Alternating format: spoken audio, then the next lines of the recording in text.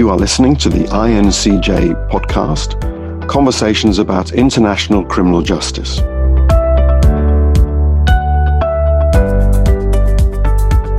Okay, I think we might get started. People are still being admitted to the Zoom call, but I think at this stage it'd be no harm to start the ball rolling. So depending on where you are right now, good morning, good afternoon, or good evening to everybody. You're all very welcome. My name is Vivian Geiran. I'm the former director of the Irish Probation Service.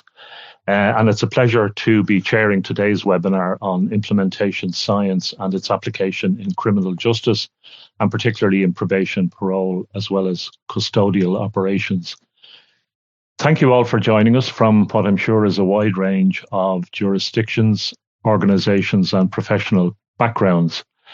So implementation science, as you're probably all well aware, asks a deceptively simple question. How do we move from knowing what works to actually making it work in practice? In probation and parole and corrections more widely, that's a particularly challenging and important question. We have, at this stage, no shortage of research, promising interventions, or policy ambitions. And the challenge really is translating those into everyday operational practice across different teams, organizational cultures, resource constraints, and the realities of working with people whose lives are often complex and unpredictable. So today's roundtable is a follow-on discussion from what we've called the European and American context discussions that took place in two earlier webinars, the first one in April and the second one earlier this month. So just by way of a very brief recap on the two earlier events, the first took place on the 21st of April. And the goal on that day was to bring together perspectives from across Europe to examine how change is achieved, sustained, and evaluated in probation systems in Europe. Professor Ion Dernescu, who's with us again today, established the conceptual foundation, emphasizing that training alone does not produce change and drawing on comparative examples. He considered how through coaching, supervision, and refresher learning and evaluation, that knowledge can become practice rather than remaining abstract. We moved on then to hear from Michelle Richardson of the Irish Probation Service, who described the development of the Irish probation framework as an offender supervision process, shaped through consultation with staff and reflection on existing practice, and how the Irish Service is seeking to bring coherence to diverse practice approaches by emphasizing quality staff supervision, engagement with clients, and consistency in professional standards. And then we heard from Dr. Daniela Merhar-Prelic, director of the Slovenian Probation Service, who told us about her probation system, which is still in the early stages of formation, and highlighted the importance of building organizational capacity from the outset. The second event in this series of three on implementation practice took place on the 9th of June and considered an American perspective on implementation science. So that webinar was chaired by Michael Nail, Commissioner of the Georgia Department of Community Supervision. And Michael was joined by Scott Maurer, Dr. Nick Powell, Dr. Francis Chen, and Dr. Tanya van Diens, some of whom are with us here again today. They considered the central question of how, once criminal justice agencies have evidence about what works, how do they make that evidence work in practice, considering factors additional to those discussed at the April event. And while criminal justice systems have made considerable progress in identifying evidence-based practices, by far the harder challenge is operational in the sense that research does not implement itself. Some of the other issues emerging from the discussion on the 9th of June were made in the context of the scale, for example, the scale issue, and specifically Georgia's very large community supervision system with around 200,000 people under felony probation or parole supervision. And one of the dangers that was identified at that event was assuming that evidence-based practice is simply a matter of plug and play, which is clearly not.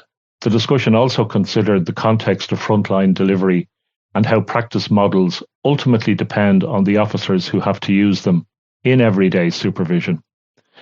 In that respect, we must take account of officer stress, role conflict, organisational demands, and practical conditions under which staff work. We also need to consider organisational stressors that can realistically be changed, including the quality of supervisory support. Some of these themes, as well as some of them being different from what we had discussed in April, some of them did clearly overlap with over the two events.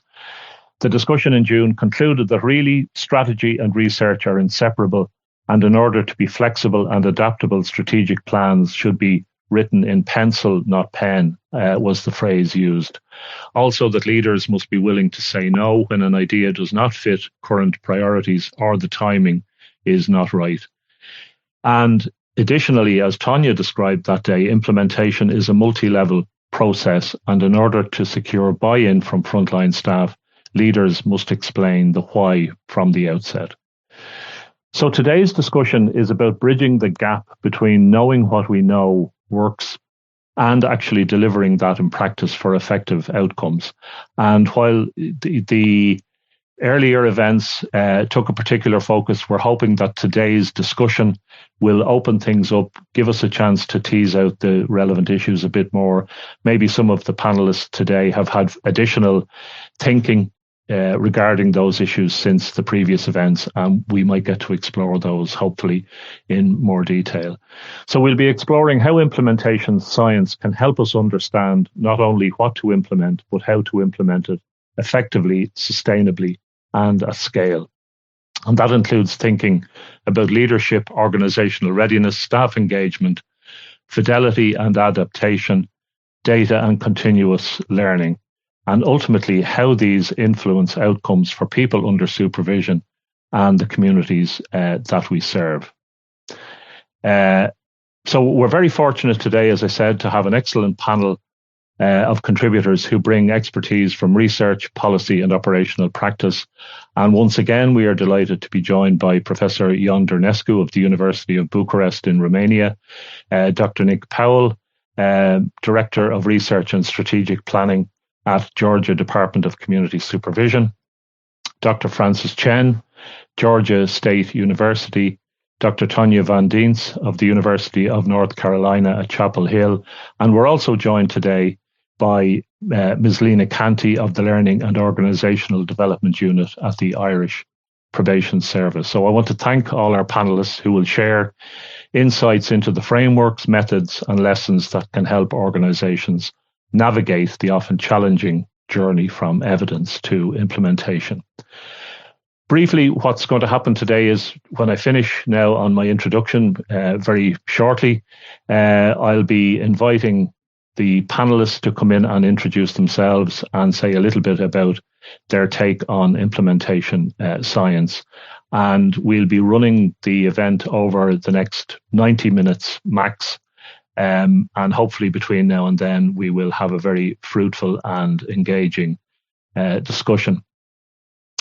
So without any further ado, I'm going to ask each panelist to say a very brief hello. I'm talking about just about a minute each. And over the course of the afternoon, if and as needs be, I'm going to wave the timing stick just so that we can ensure that everybody gets to say what they need to say. So I'll just ask people, as I see them randomly on the screen, to say a very brief hello, introduce themselves, and say maybe what first got them interested in or involved in implementation science in their area. So Tanya, you're the first person I see on my screen. Would you like to come in? I can. Thank you. So hi, everyone. Tanya Van Diensa. I'm a research professor at, as Vivian said, UNC Chapel Hill School of Social Work. And I came to implementation science probably about 15 to 18 years ago when I was working in community mental health. And most of the work that I did was kind of cross-systems work with criminal justice system, mental health system. And as you all know, those are complex, multi-level systems. So, implementing any kind of intervention was messy. And, I was looking to kind of frameworks and guidance on how to consider, factors related to implementation in both kinds of systems, so mental health and criminal justice systems. So that's when it first happened, and I took that with me as I continue to do work primarily within probation and mental health at that intersection, and that's what I continue to do today. Thank you very much, Tanya. Very succinct. Francis, you're the next on my screen. Would you like to say hello and briefly how you got involved in implementation? Yeah, of course. Thank you. So my name is Francis Chan. I'm an associate professor at the Criminal Justice and Criminology at Georgia State University. So my path to implementation science is a little bit indirect. I train as a biosocial criminologist.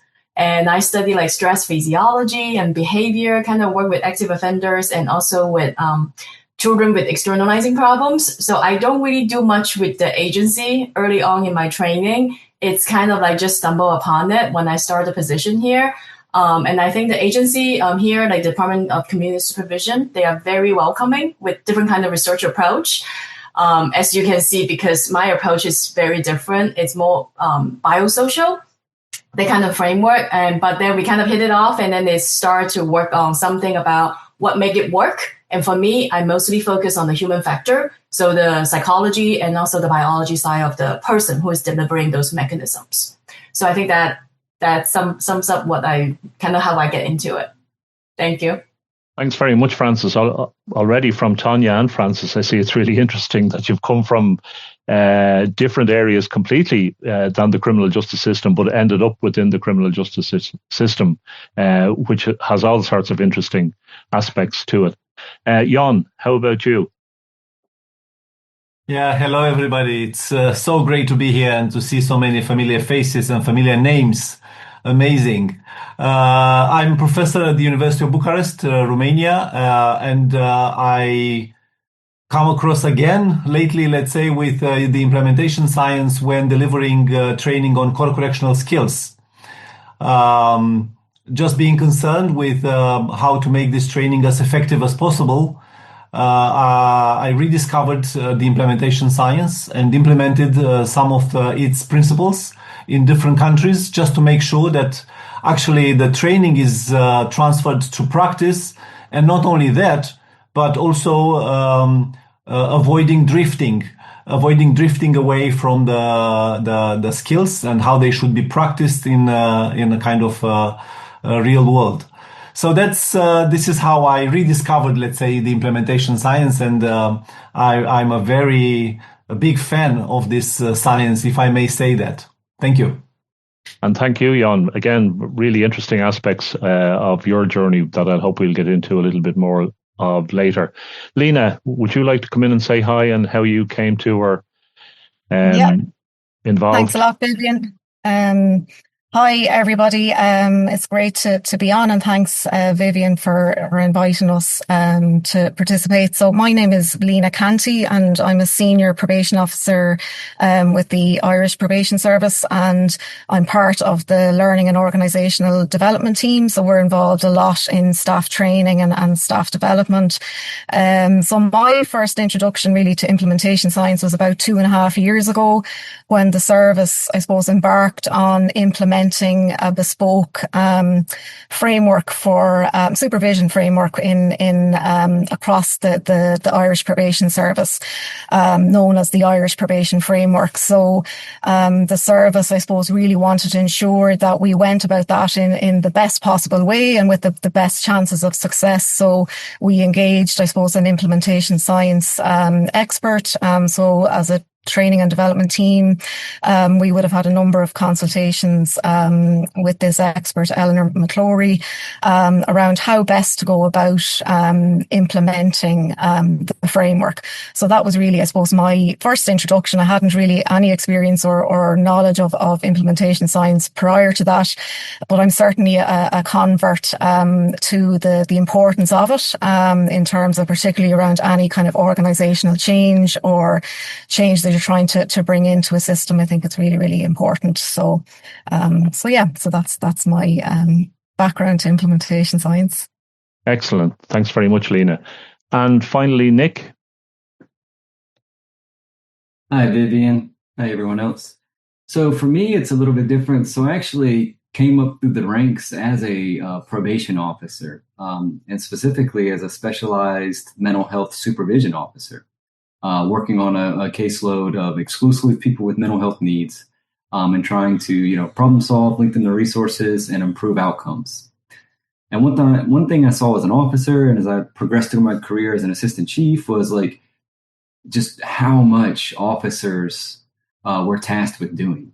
And that, we can have the best ideas in the world, the best research in the world, but like the crux of implementation ultimately rests on those officers.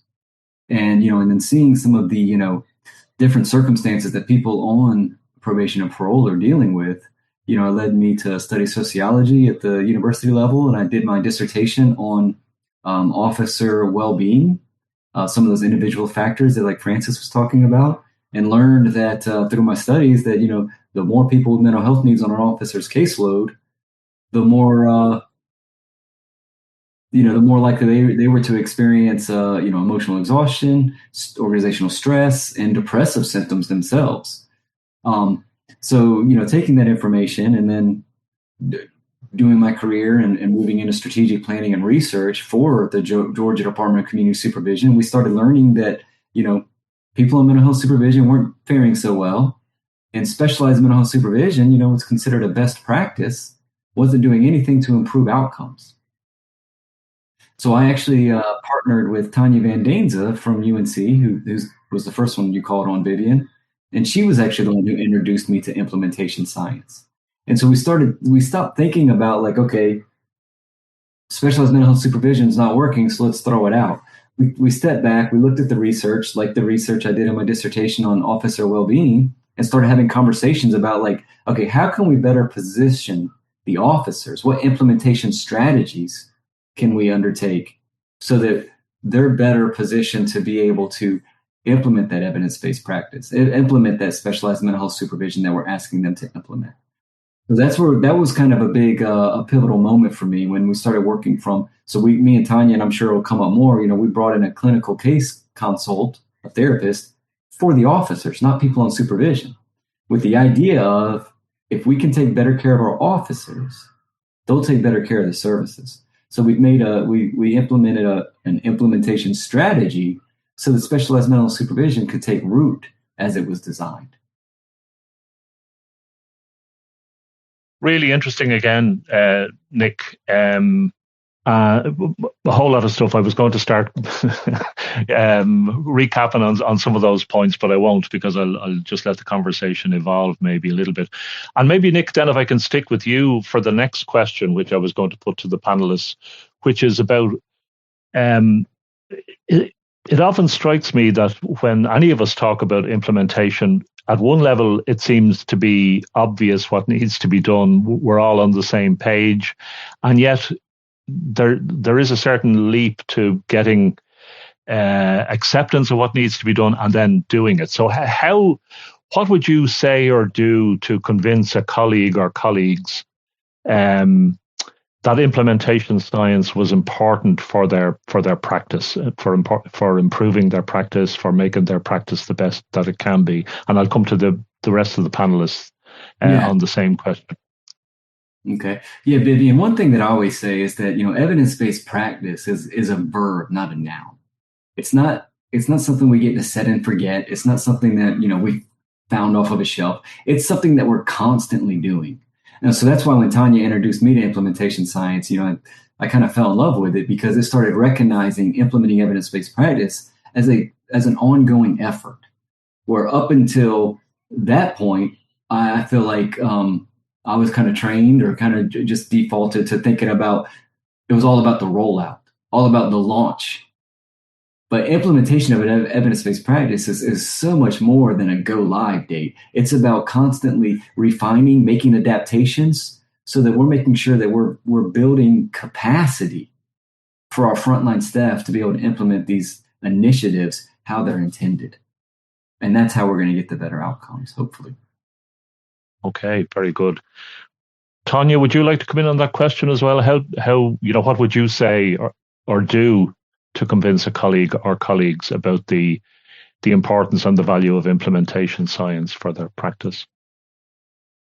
Yeah, I would probably hold off on calling it implementation science, just because I feel like, in some ways it can become like, the buzzword in some ways, but also it can sound really technical. You've got implementation science research, you've got implementation science practice, and everything, theories and frameworks, and it can get really cumbersome. And so I feel like what I like doing is, kind of easing into that, but breaking it down a little bit and really just asking questions. I think every agency partner, and just for reference, I work very closely, mostly with probation partners, but other types of agencies, and I come in as an external person, right? And so, so what I end up doing is just really asking a lot of questions about the context and kind of helping them think through, okay, so you want to implement this thing. Let's break down what that's going to look like. And then all sorts of questions come up. And I think every agency person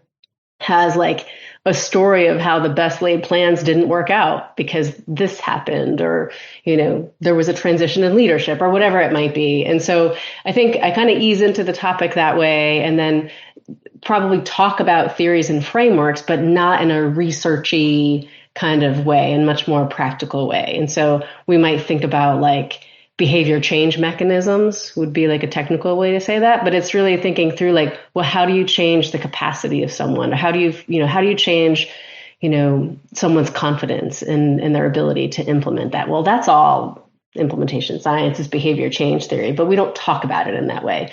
So I think my long answer made short is just like not making it too technical and trying to just really zero in on the practicality piece before bringing in this whole idea of implementation science.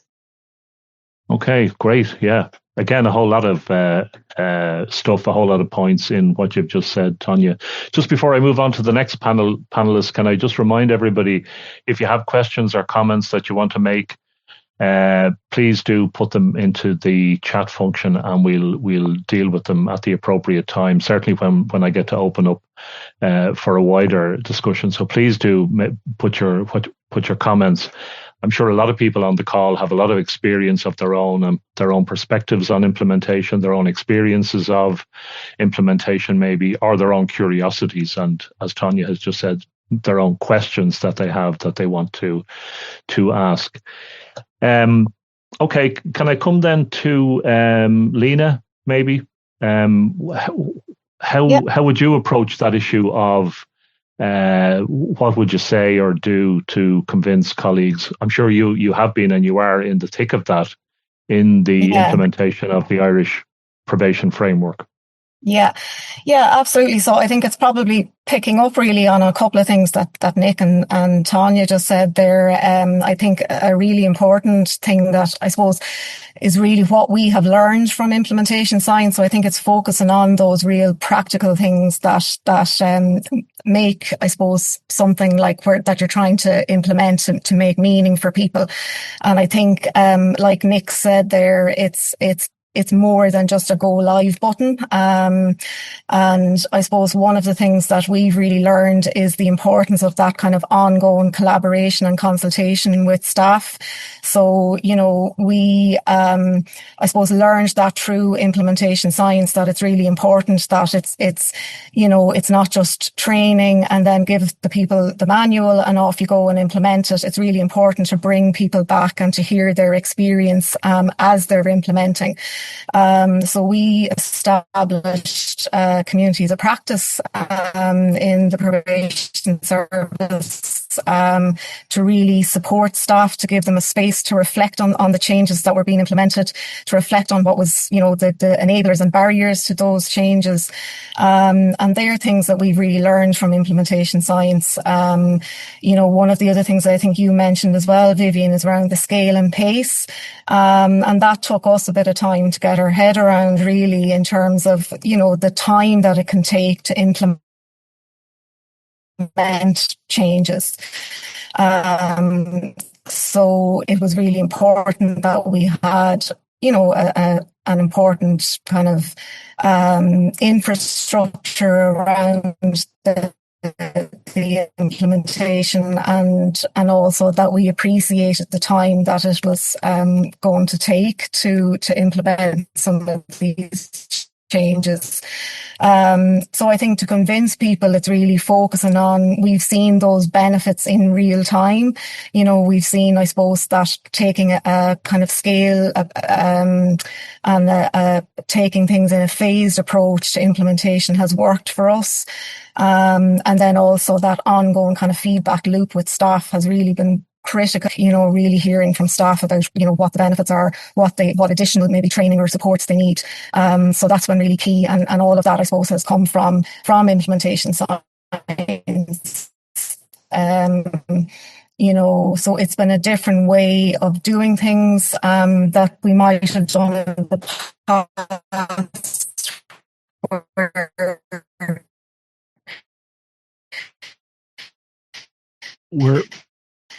We're losing your audio at the minute, Lena. Again, we would have trained people, given people a pack and a manual, and then maybe not follow it up. So that's a change for us. Okay, thanks for that, Lena. Just towards the end of your contribution there, I was certainly losing some of your audio. Sorry for that. My internet is giving me trouble. Probably it's unstable. Is it? It sometimes helps if when you're talking. It might help if you turn off your camera as well. I'll do that. Yeah. I can hear you perfectly now, but just that in future contributions, it might just help. Perfect, I'll do that. Thanks, Vivian. Do that. Okay, thanks very much, Lena. Francis, can I come to you in relation to convincing people? What would you say or do regarding convincing colleagues that implementation science was important? Yeah, absolutely. So I think I have very similar thoughts as Tanya, what she was saying, because I think I also have another layer of reason why I agree with her completely about not to really put out the word implementation science just at the get-go. One layer I have is I'm not the authority for that, so I don't feel as confident to just convince them about that science. Instead, I would normally, if I were to try to convince someone, I will focus more on some small concepts. And specifically, I think the very important thing for the field agents will be things about fidelity. It's kind of like if you're implementing it, how do you know that it's actually working? Are they really doing what they are doing? So I think that will be something really important to assess. And I think I was reading the comments. I think it looped back to what Simon was talking about in the chat box there. A lot of the time when we implement, we really need to make it clear what do we try to get at. So I think Nick and I, we are actually currently working on a proposal. We are trying to basically do a hybrid trial to basically roll out some tool. But then at the same time, we want to have that implementation science part of it on it to know and assess what is the uptake, what is adoption, and all those stuff, and what's the challenge that involved in it. So I think to convince someone to really get on board with implementation science, there are two phases that we have to get on. One will be the design phase. Like Nick mentioned, like in our panel earlier this month, you cannot really plug and go. So that means whatever that you want to implement, they'll have to go through a phase that need to be designed for your agency. So for us, we are working on something that's more like a user-centered design. So given that the tool we are trying to put out is for the officer, so we want to incorporate officer at the beginning, not after we decided we're going to do it. We want to incorporate them, get all the feedback, how they think that it should work, what kind of thing that they want beyond just training. It's actually designed into the tool itself. Then by the time that we get to roll out, that part is not a success because we don't really know how the uptake will be. How, even though they might be on board at the beginning, like, is it really working when you actually roll it out? So you will have to do those implementation evaluation. So I think, to me, to convince them working is you have to focus on the person, what they need in order to make it a success. And the best way to do it is incorporate them at the early design phase of it. So that by the time you get to the implementation, everybody's on board on it. They are not the one just to use it. They are the one that actually part of the designer. So that's what I would think about it. Okay, thanks very much, Francis. Really interesting points there. Just before I'm going to come to at least one of the questions in the chat shortly, but I want to give Jan a chance to respond to that issue of convincing, persuading, bringing people along in relation to the value of implementation. Yeah, thank you, Vivian. I think I think everything starts with what do we want to implement, and I think the kind of input that we want to implement dictates the kind of strategy that we should employ. In my case, for example, when I heard the question first time, I was immediately thinking about core correctional skills and how we implement the training, how we make sure that the skills are actually transferred into the kind of frontline and real world situations. And thinking about that, I realized that I have three strategies that I use.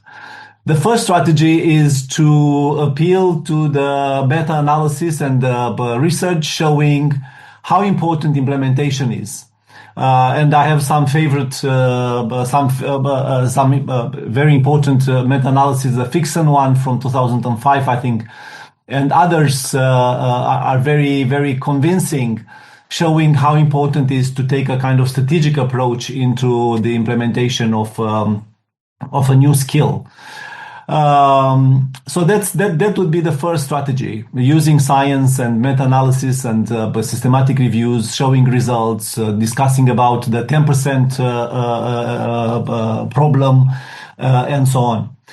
That would be the first one. The second strategy I think I use is using examples. I use quite a lot of examples, explaining and also demonstrating that knowing about something is not exactly the same thing with doing that particular thing. And we know from training that a lot of people think they know a lot about, let's say, pro-social modeling or motivation interviewing, but when it comes to implementing it into practice, they see it's a totally different kind of reality. So knowing about something is not the same thing as doing that particular thing. Giving that example usually helps a lot, and also giving examples of programs that were very successful in the testing, in the piloting stage, and after rollout proved to be quite not so successful, to put it like that, or with quite ambivalent outcomes.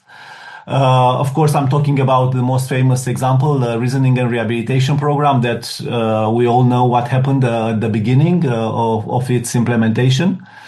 So using these examples, I make them wonder and I make them understand why paying attention to the implementation is really, really important in terms of transferring the practice into reality, but also about fidelity and the risk of drifting. And if nothing works, then I use the kitchen metaphor. Do you know this kitchen metaphor? Yeah, no. the kitchen metaphor is about it's explaining again that the recipe is not the meal. Trying to explain that if you know what you have to do, it's not exactly like doing it.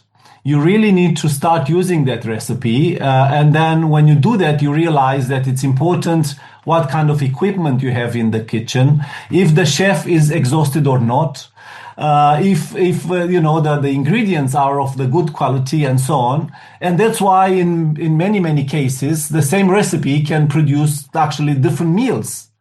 And the kind of implementation science is teaching us how we can make sure that the meals that we produce are pretty close to each other, and they aim towards the same kind of taste and calories and so on.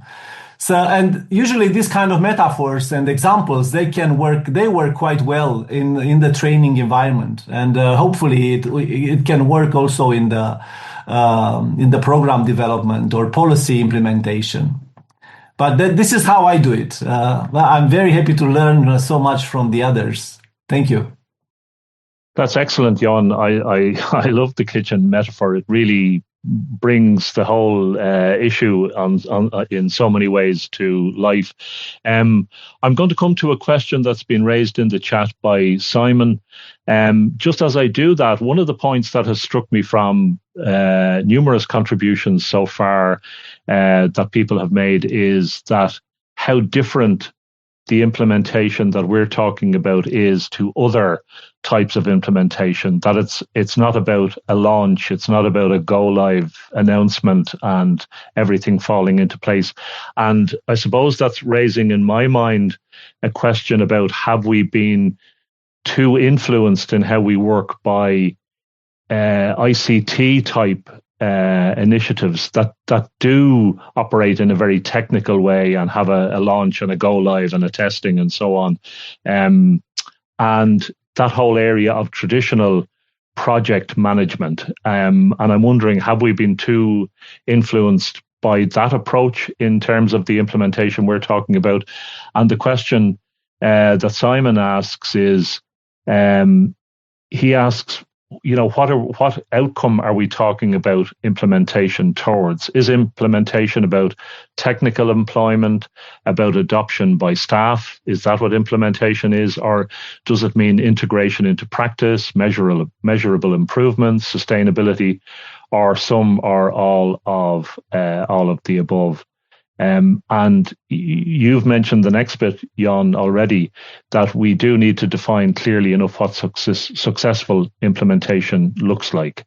Maybe we do that in the recipe metaphor. We often get a recipe with a photograph of a dish that's to be produced, so we have some idea of what we're trying to arrive at. Anyway, Simon's question is, how should organizations define implementation in a way that goes beyond go live and launch and better reflects actual uptake, behavioral change, and outcome realization?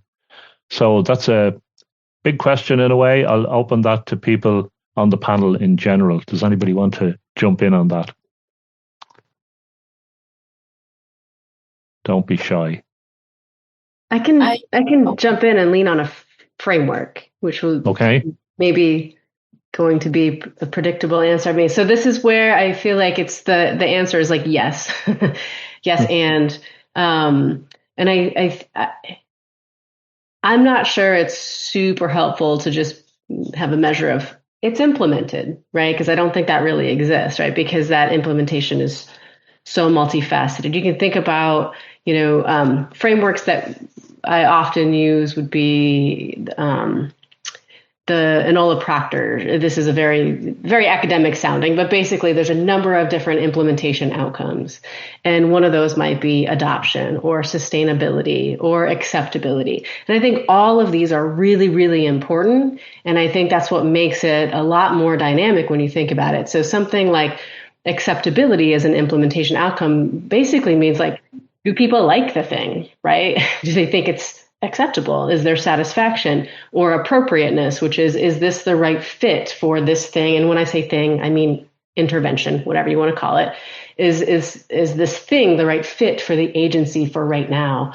When you think about adoption, for me, that might be, does the probation agency adopt mental health supervision as a practice, which is not the same thing as something like reach or penetration as an implementation outcome, which is, are the officers doing the thing, right? And so I think you have to think about all of these pieces.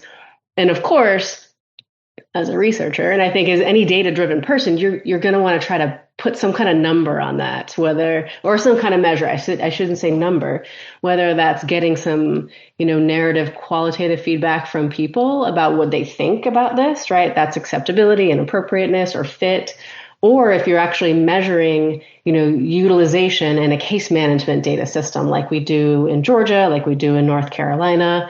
And so I think my answer to that is the yes and. You need to look at this from a, kind of multiple levels, but also just kind of disaggregating implementation in a way, if that makes sense.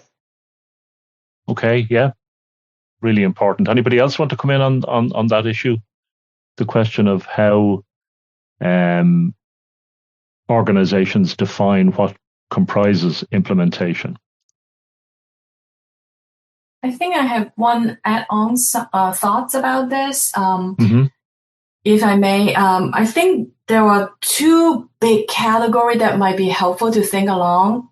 One, I think Simon actually kind of mentioned that already. Depending on what is being implemented, I think you want to think about the effectiveness side of it. So if the tool or whatever program that you want to implement is supposed to reach a particular kind of effect, reduce recidivism, improve whatever, then you have to find a way to measure that effectiveness so that you can convey to the people who are implement it. Does it actually get to there, or are we get on track to achieve that? I think the second bigger category will be similar to what Tanya already been talking about. It's more so about the adoption and about basically the implementation outcome of it. But I do think that we also want to keep inside about the effectiveness of whatever implementation we are trying to do. That might help ground the process as well, so that you know that it's not just, there's a chance that they might all like it, but it doesn't really do anything. So I think we want to have both and balance both at the same time. Yeah, that's some of my thoughts on that. And I think Simon actually already mentioned that in his post, yes, which is very comprehensive.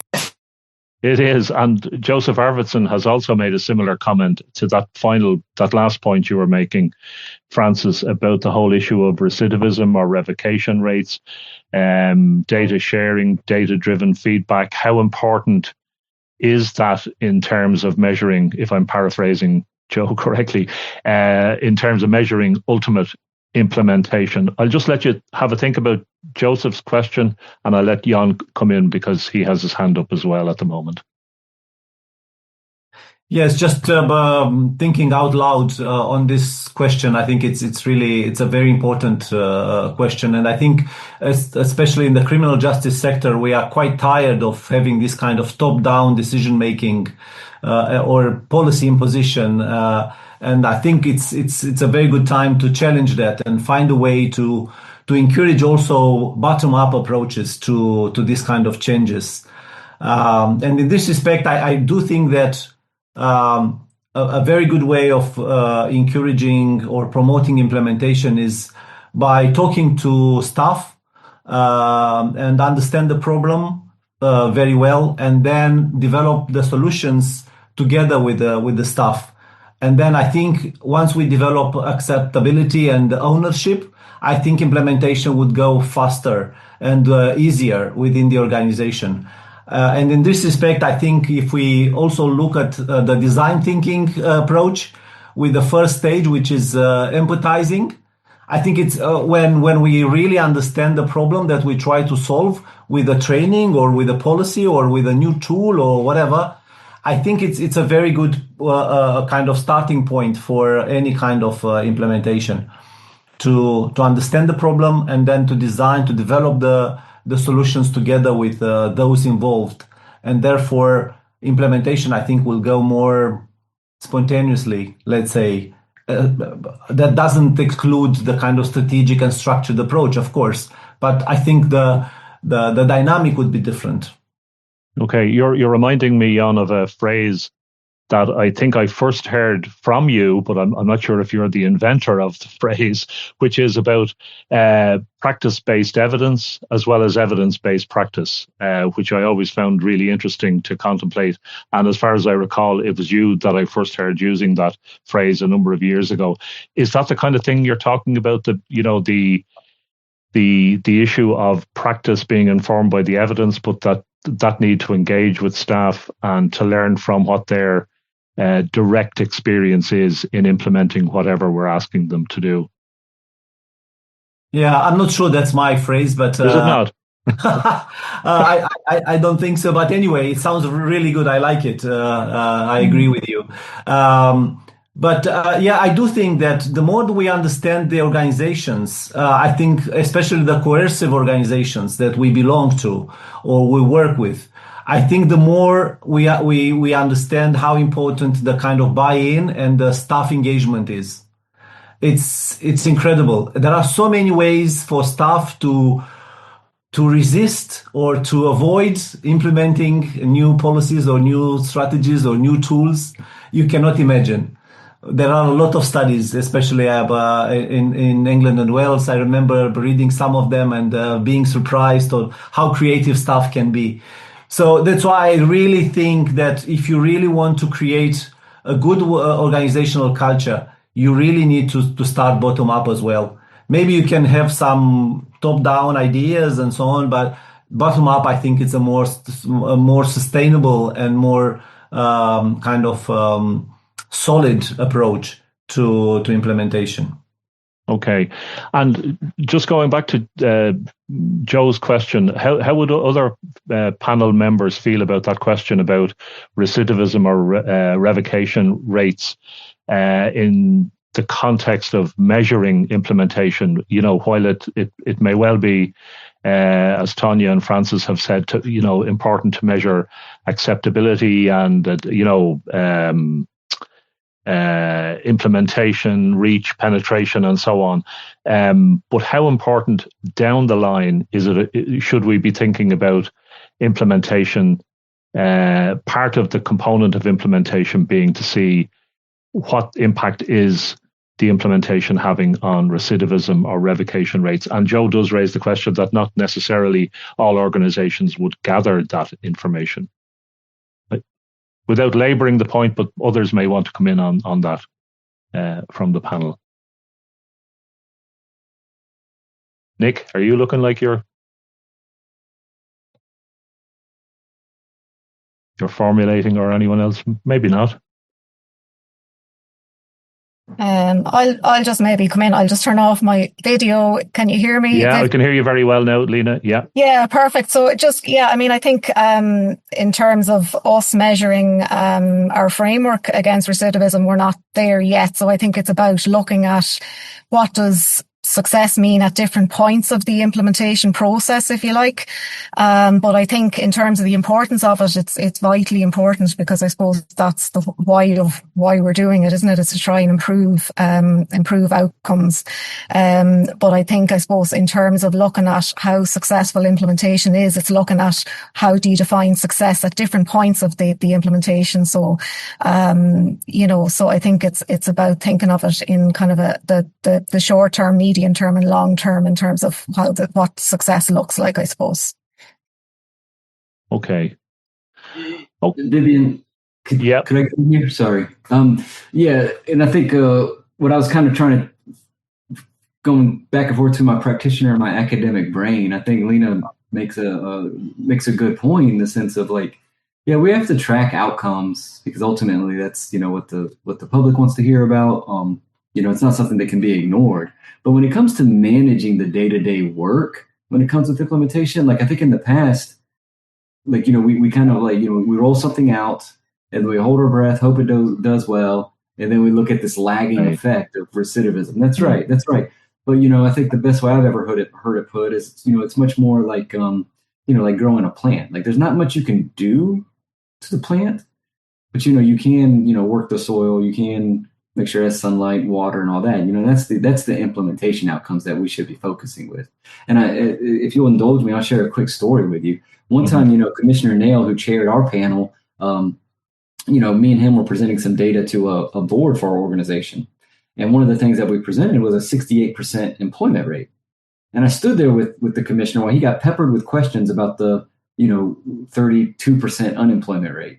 And I even tried to jump in, Vivian, and explain hey, statistically speaking, it's harder for, a person with a felony conviction to get a job than it was for someone during the Great Depression in the United States to get a job, right? That's, biggest economic downfall, that we dealt with. But yet, but that just kept going. So I asked myself, what would the commissioner should have been able to answer? And if we've got good programs, if we're addressing needs, we're applying these evidence-based initiatives, and the commissioner should have confidently been able to stand there and say, I can't speak to the labor market, so we can't give people jobs, right? But what I can tell you is that of the people who have an employment need, my officers are helping them X percentage of the time. So I think when, like Lena was saying, it was about defining success during the implementation process and kind of just trusting that if we're doing the right things and we're hitting implementation success, then the outcomes will follow. And I think that's easy to say in a controlled simulation like this, but it's really hard to do in practice. Yeah, and if I can just develop that point, then Nick, and this comes back to yet another question from Joe, which I was going to raise anyway about the whole issue of coaching. You mentioned it earlier on, maybe not by name, Nick, but you did refer, and I think others have referred to the need. Certainly, Francis did, and I think others supporting staff on an ongoing basis. But I think what I'm coming at is more than just dipping into how staff are getting on or offering them arm's length kind of support. A lot of people nowadays in our fields of work would say that there's a really strong need for more active coaching. You use the phrase, Nick, about helping this may not be the wording you use, but helping the staff before you even think about helping those people under our supervision. Do you know the point I'm saying? So part of that, I think, needs to be very direct coaching. It's like going back to Jan's metaphor about the kitchen. When we're teaching, or when people are being taught how to cook, certainly in an educational context, the teacher is there with them. They show them the technique. They let them practice the technique themselves. Then they let them, do it themselves and so on. But coaching is more than just giving them the manual, more than just checking in every now and again. And I'm wondering, how important is that?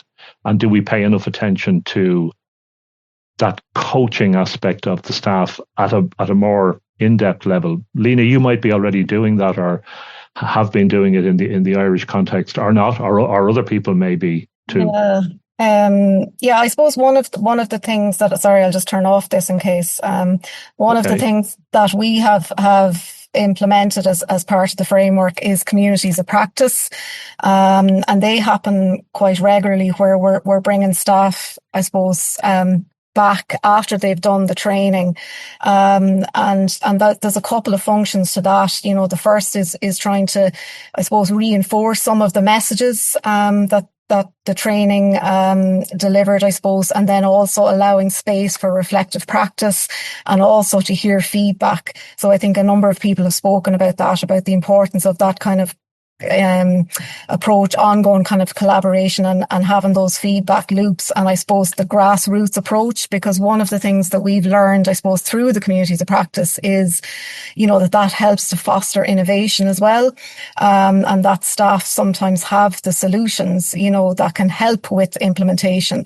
So by hearing, from staff about what's working on the ground in practice or what the barriers are, can be really useful, to help you kind of, I suppose, develop as you scale up through the process of implementation, to kind of develop or adapt as you go along. So I think, bringing staff and together,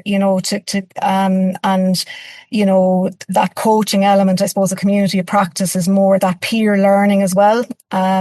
So that they're learning from each other about what's working and getting support from each other if there's barriers.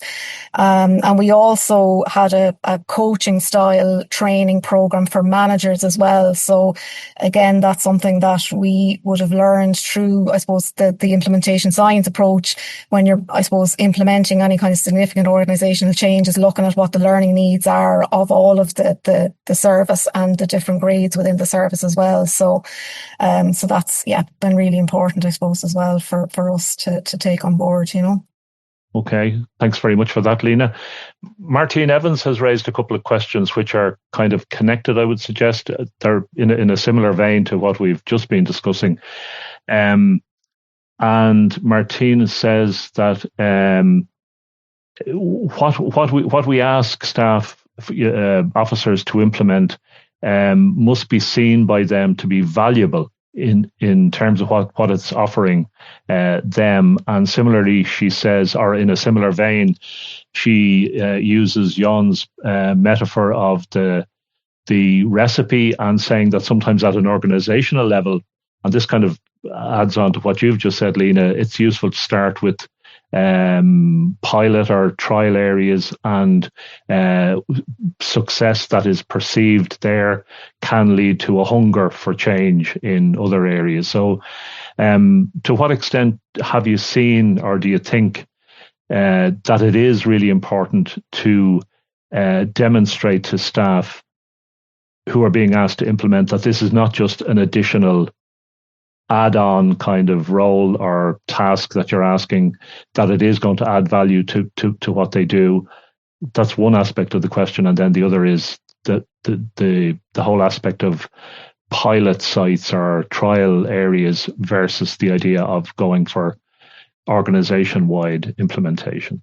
Anybody want to take up either or both of those? I'd like to jump in on this one too, because I think it also ties back to the conversation around implementation outcomes. Because when we're talking about that hunger piece or that value to the person, we'll talk about, the officer. Does the officer think this is a good idea? Do they think it's going to help them and benefit them?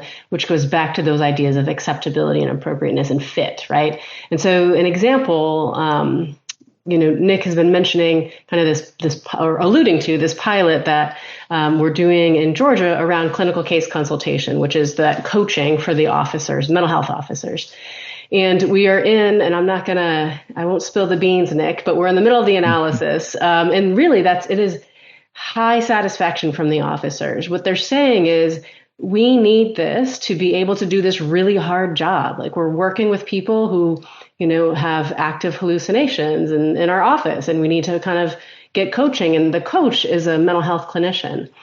This particular coach is not a probation officer. She hasn't been a probation officer to my knowledge, but she's a seasoned mental health clinician who's there to help the officers work through what they're seeing and to process challenges that they're having personally. So they get a little bit of personal consultation, case-specific consultation, and they love it. And so, and speaking of pilots, I mean, that the piece of that is what Georgia chose to do, is pilot test this in specific circuits and not go statewide, which I think is really wise. And what they're finding and what we're finding, when we haven't told them just yet, Nick, but it's highly acceptable, very feasible, because they've figured out a way to fit it within the context of their current workload. So for them, and what they tell us is, it doesn't feel like an extra thing. It feels like you have to go to an extra meeting or two, but it doesn't feel extra to them because they're getting a benefit from this. So I do think that's really important. And again, tying that to implementation outcomes. The other thing I wanted to comment on just very briefly too, to Joe's question about recidivism, and when I think about, I keep referring to implementation outcomes, I see implementation outcomes and effectiveness outcomes as separate. So when you're talking about recidivism, if you're trying to impact recidivism, then yeah, absolutely, you need to measure recidivism. But sometimes that's not necessarily the point of the intervention. Most of them are, for sure. But what we tend to do and try to do is link those implementation outcomes statistically to those effectiveness outcomes to see if there's an association. I do think that's important, again, only if that was the purpose of the intervention in the first place. Okay, really important point, Tanya. Jan, you have your hand up? Yeah, commenting on the same questions coming from Joe and Martin, as always, very good questions from both of them. Hi Joe, hi Martin. Yeah, I think it's a very good point to discuss about implementation outcomes, and it's like, if we look at the implementation like a journey and not like a process, and not like an event or something like that. That I think we need to discuss about the destination, the outcomes, what we want to achieve, and in this respect, the discussion about defining success, I think, is very, very important. And this is a big discussion we don't want to go into today, I guess. But what I think it's also important is to discuss about the process and about the journey itself, about how to get from one point to another. What are the kind of intermediate points that you need to check before you go to the final outcome? And in this respect, I think we need to talk not only about evaluation, but also about monitoring. What kind of data we need to collect, when, who, and so on. And I think this is a very, very important point. When we look at the implementation, we really need to set up a system whereby we collect this data in a kind of strategic and a routine way, in order to have enough data, not only about the outputs, the outcomes, but also about the intermediate points on the way.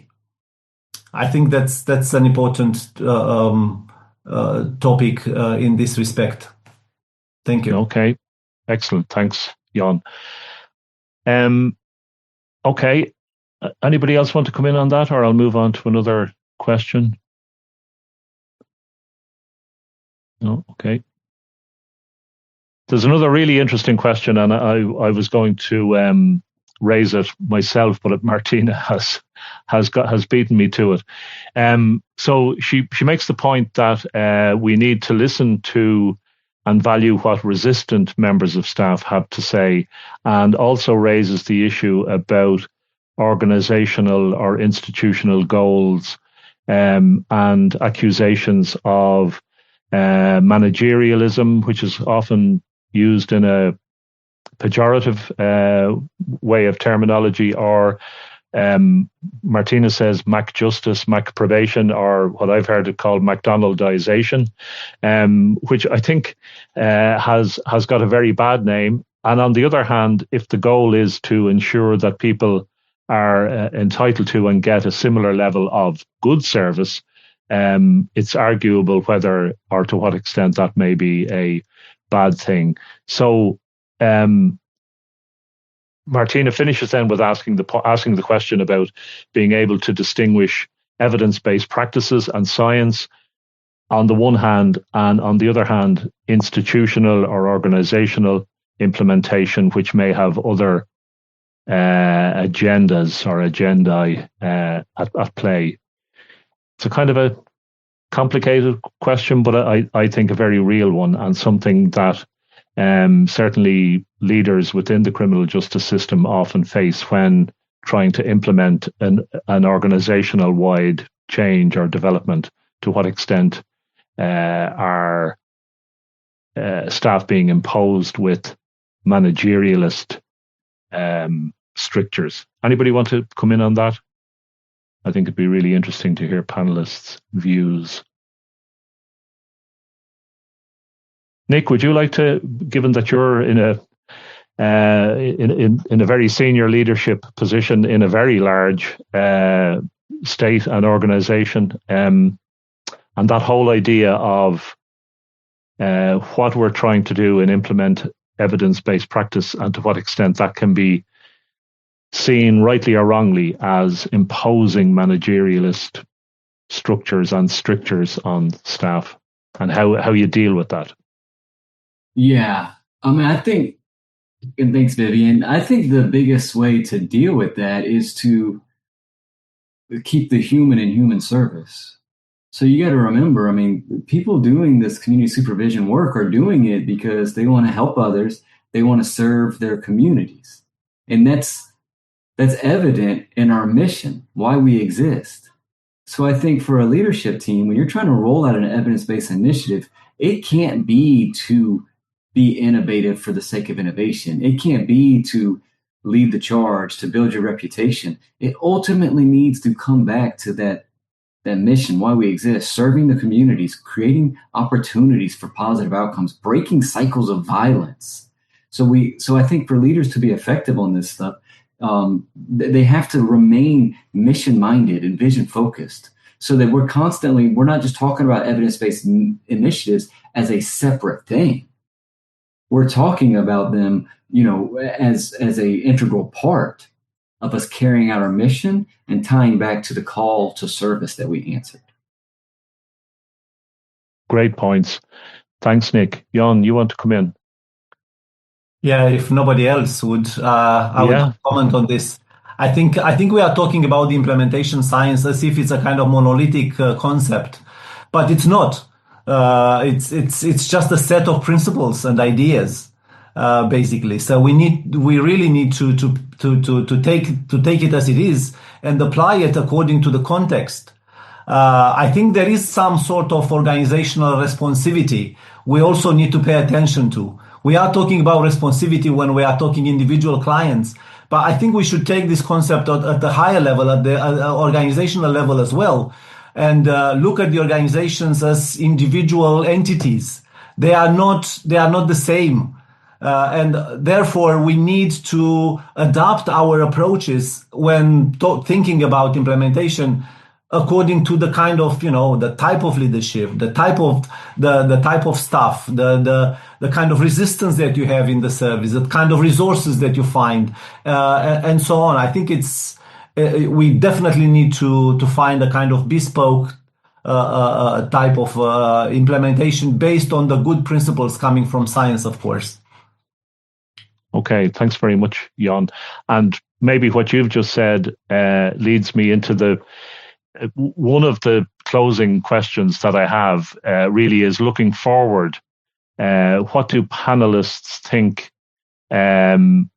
is the future for implementation science in the criminal justice area, and particularly in your area of work and your organization? I think at some level there's often a danger of things being seen as just the latest fad or fashion, and things will change in the future. And that's also connected with what's come up throughout our three events about the length of time that it takes to implement significant change in terms of introducing or implementing evidence-based practice. So, given that it takes a long time to achieve real change, and there is always that concern, I guess, in the background that people will feel, it'll be something else next year. What do you think is the future for implementation science in criminal justice, and specifically in probation, parole, and corrections more widely? Anybody want to jump in there? Francis, I might start with you this time. What is the future? To me, I feel like it really heavily rests on the leadership of the organization. Because I think it is a kind of mindset, how much they open up, not just to researcher, it's also open up to listening to all the bottom-up voices. So I do believe the leadership play a very big role in basically continuing the implementation science, the success of it, and also the change of the culture. Because I think researchers are always doing what they want to do because we're passionate about research. It's more so about this partnership, the research practice partnership, how well it can go really, in my opinion, or in my experience, I feel like it rests on the organization and the leadership level so that it will kind of produce the kind of opportunity that we can continue to grow. Okay, thanks for that, Francis. Tanya? The future of implementation science in criminal justice? Yeah. So, is it here to stay? Yeah, it is. And it's going to grow. So I think a while back, I did this systematic review to see how much implementation science methods were used in correctional health interventions. And not a lot, though, and mostly clustered around mostly prison work and jails and stuff, but a lot less on community supervision. So I do think it's grown a ton since then. What I don't know if this is the future, but what I hope the future is that there is actually a greater focus on entities in criminal justice system being able to understand what the actual ingredients of the intervention is, or the recipe, however you want to talk about it. But I think that becomes one of the biggest barriers is we're going to say we're going to do this thing, but no one quite understands what it looks like, except maybe the people who are later then tasked with doing it, and they come back and they're like, I don't know what you want me to do. So being able to kind of focus in on specification of what those components are of the intervention, the program, the thing, and then I would say that's one, and then really identifying what are those specific changes in behaviors, because we're usually talking about officer behavior change that need to happen, and then what's going to get in the way of those behavior changes, right? So we could talk about all sorts of things. And so I think zeroing in on those pieces, I think is where we need to go a bit further, because I do see a lot of, again, lack of specification of what you're supposed to do, what this thing is supposed to look like, training interventions, whatever the intervention might be. I think that's a big limitation that I'm hoping in the future gets addressed. Okay, thanks very much, Tanya. Lena, have you any thoughts on what's the future? Yeah, like I think, from our perspective anyway, in learning and development, like and within the probation service in Ireland, we've learned so much from implementation science through our whole process, I suppose, of implementing the Irish probation framework. And I think it just gives a lot of, I suppose, advice over how to implement something in an effective way. And I think you mentioned it there, Vivian. I suppose one of the things is the time it takes. And I suppose it's really important then as an organisation to be able to invest that time in our staff as well and in the leaders of the organisation, because ultimately, practitioners are the ones that are going to be implementing the change. So linked to that then is that constant collaboration, constant consultation with people on the ground that are implementing the change, so that you can support and hear where the barriers or where the blockages might be. And ultimately we hope that will kind of improve, I suppose, implementation and I suppose prevent it becoming the new shiny thing, that it is something that in time becomes part of your and parcel and ingrained in practice. So I think implementation science has really helped us to understand that and understand how that comes about, I suppose. So yeah, a lot to learn from it, and I think, like the others have said, it is here to stay, really, in terms of kind of change and change management and all of that. So yeah. Okay, thanks very much, Lena. Jan, you look like you're itching to get saying something. Always. I'm a native optimistic in this respect. I think implementation is more and more present in our implementation science. I mean, in our field, I see more and more articles published on this topic, one way or another. I see more and more debates like the one that we have today. And that's a very good demonstration of how important the topic is. And increasingly, I see it also mentioned in different policy documents.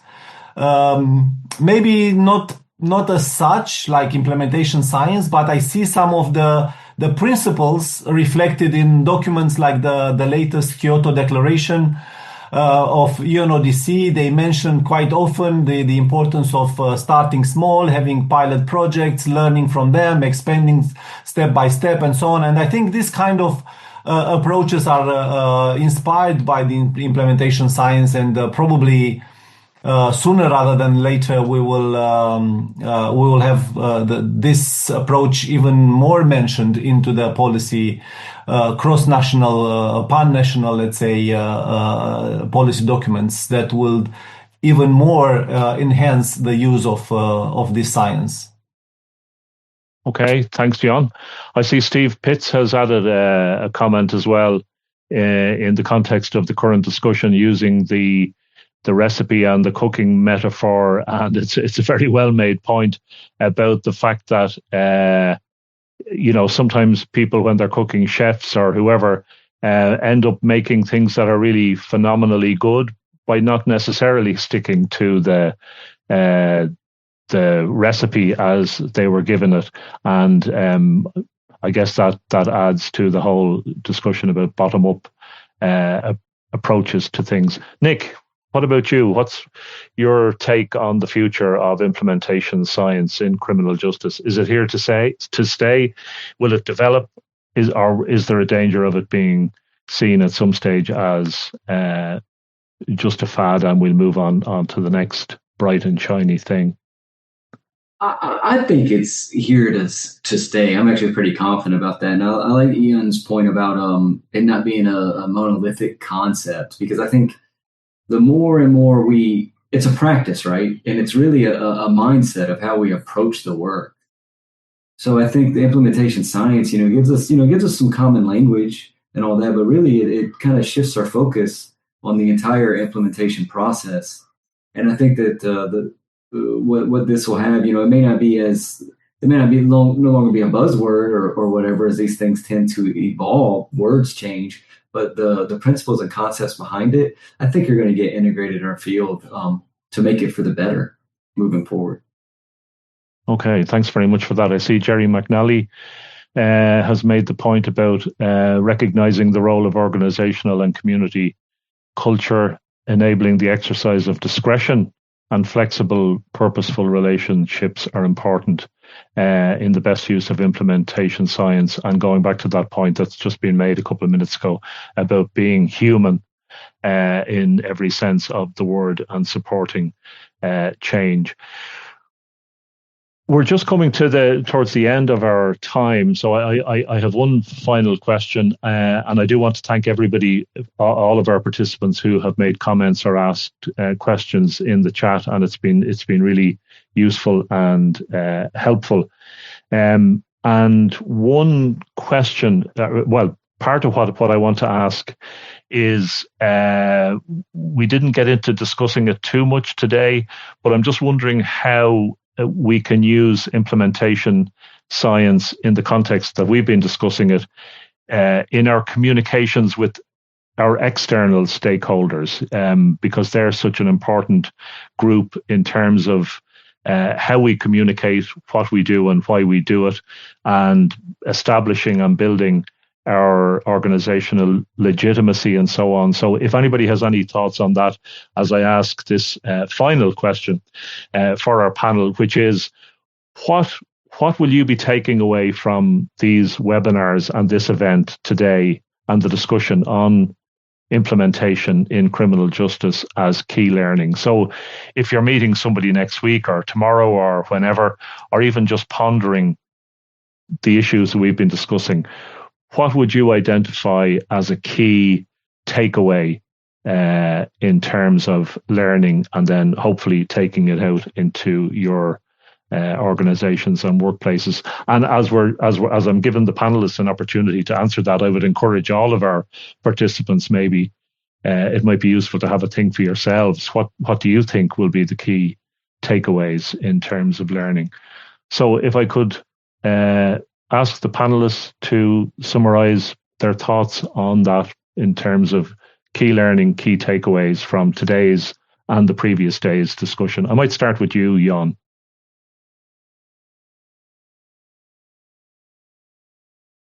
You're on mute. Yes, sorry, I just realized. Sorry, I was just thinking about your question, and immediately this book came to my mind. Is The Missing Story. It's a fantastic book. Can you see? It's great. Yeah, I just have been reading it recently. Yeah. Yeah, it's a fantastic book that actually helps us a lot to communicate with other stakeholders. And I see Steve here, and I know Joe also was very much involved in discussing about this book. So I would strongly encourage you to have a look at this book, because it's really telling the story about how we can better communicate with external stakeholders. I think it gives us a lot of examples and ideas, also based on the implementation science that we just discussed. Thank you. Okay, thanks, Jan. Tanya, key learnings, key takeaways that you would have for yourself or that you would encourage other people to consider? It's a really big question. I think, well, one, I think my key takeaway is we need to talk to each other more. I think that having these kinds of discussions, I think what it brings up for me is, I'm a big context person. Context is different everywhere, but this conversation is the same.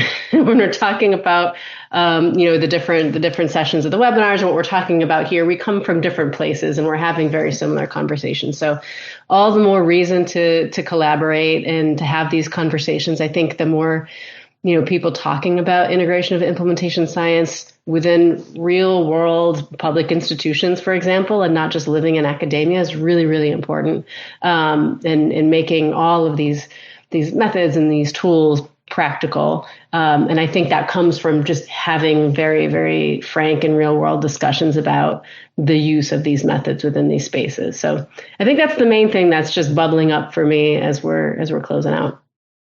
Okay, thanks very much, Tanya. Excellent. Francis? Yeah, sure. I think my biggest takeaway is speak direct and simple words. So I think it's along the same line that the other two panelists have been talking about, just communication. And I really like what Tanya has said previously about when we're implementing things, we have to spell out what it is. Like those need to be in plain language that everybody can understand, because the more that you try to dress it up, the more you try to make it fancy. To me, I feel like that's actually counterproductive. So to me, I think the biggest takeaway is just plain, direct, simple communication, so that you make your point across. Thank you so much, Francis. And Nick?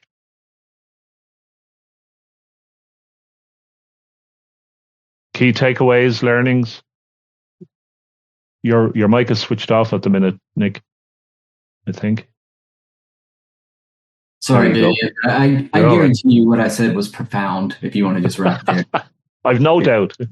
Yeah. No, I think my biggest takeaway is I think the more we do this, the better we'll get at simplifying it. And I think across the group, that's what I'm hearing. Like, I really love what Tanya just said about, the context may be different everywhere. And implementation science teaches us to kind of put that into our brain, right? But the conversations are the same. We just got to think about like the how is going to change and make sure we're making those adaptations. So that's the key takeaway for me, is to keep working on this and not thinking implementation science is something that you either know or you don't, but just constantly pursuing it and getting a little bit better at it and making it more digestible and getting these principles like embedded in our service delivery model. Excellent. Thanks very much, Nick. I'm not sure if Lena is still there. You may be, Lena, but your camera might be off. I can't see you at the minute. Lena, no? We might have lost connection with Lena. Okay, they've been some really great points, and I want to draw things to a close. We're just coming up towards our 90-minute mark. And we started out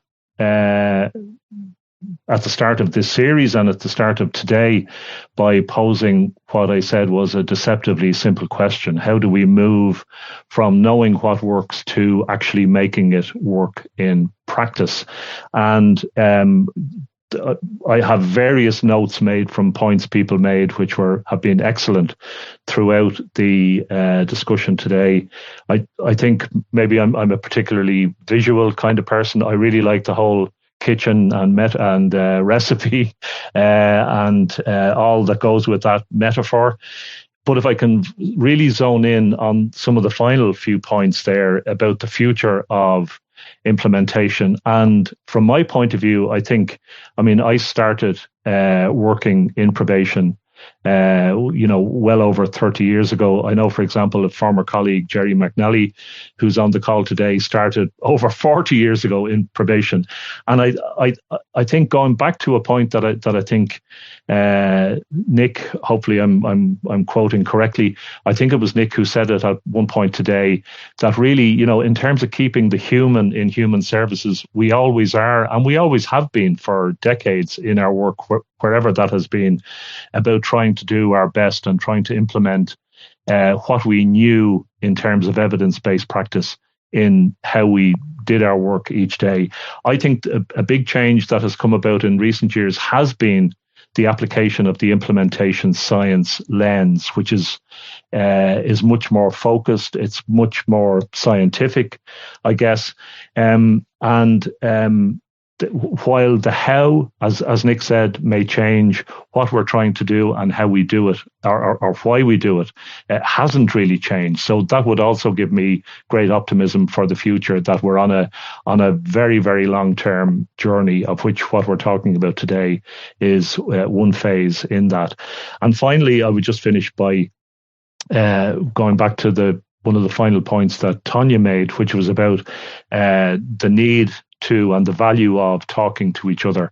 Over the three events, including today, it's been so obvious there are so many similarities and there are so many differences, but we learn so much from both the similarities that we share and the differences that we can identify. So I really just want to say a huge thank you in closing off to everybody who's attended today, everybody who has listened and posed questions or comments. In particular, I want to mention Jan, Nick, Francis, Tanya and Lena for their invaluable contributions both today and in earlier iterations of this series. And finally, I want to thank John Scott and all his and my colleagues in the International Network for Criminal Justice. And finally, to Rob Watson, who is there in the background. You can't see him, but he's the person who is making all of this happen from a technical point of view, and who, after we've gone off this evening, will be the person putting together the summary and the other iterations of this event to go on the INCJ website. So I want to wish you all a very good rest of the day, whatever time it is, and wherever you are, and to say a big thanks again and draw the event to a close. So thank you all very much, and I hope to see you all again soon in future. Thanks. You have been listening to the INCJ podcast, Conversations about International Criminal Justice.